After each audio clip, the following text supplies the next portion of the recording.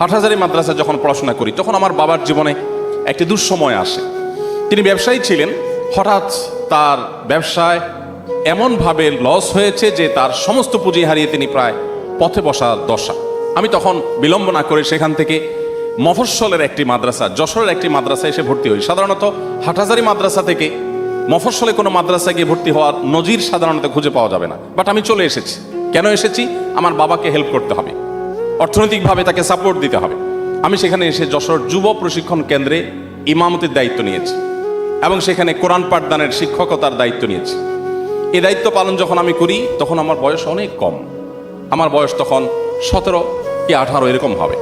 এরকম বয়সে আমি সেখানে এসে এই দায়িত্ব পালন করে, আরো কম হবে, বোধহয় 16 কি 17 হবে। আমি এই দায়িত্ব পালন করে প্রতি মাসে উপার্জন করে বাবাকে আমার সে উপার্জনের সবটুকুন টাকা তুলে দিতাম। তখন আমি যে বেতন পেতাম সম্ভবত 600 টাকা বেতন পেতাম। আমার জীবনে 4 বছর আমি সেখানে দায়িত্ব পালন করেছি। 600 টাকা থেকে 6 টাকা কোনোদিন আমি কেটে রাখিনি। 600 টাকার সবটুকুন টাকা বাবার হাতে তুলে দিতাম। উদ্দেশ্য ছিল যে বাবার যাতে চলতে একটু সহজ হয়, সুবিধা হয়, তার জন্য সাপোর্ট হয়। আমি নিজে কষ্ট করে চলতাম এবং 3 থেকে 4 কিলোমিটার বাইসাইকেল রান করে ক্লাস করতাম, যেতাম। এই কথাগুলো আপনাদেরকে এই জন্য বলা, আমাদের তারুণ্যর কথা মনে উঠলে আমাদের মনে হয় যে খেলাধুলা, বিনোদন, জাস্ট হেয়ালিপনা, জাস্ট আড্ডা, জাস্ট এমন সব কাজকর্ম যেগুলো প্রোডাক্টিভ কিছু নয়, না তার জন্য, না তার পরিবারের জন্য, না সমাজের জন্য, না দেশের জন্য, রাষ্ট্রের জন্য। আসুন আমাদের তারুণ্যকে আমরা প্রোডাক্টিভ কাজে ব্যয় করার চেষ্টা করি।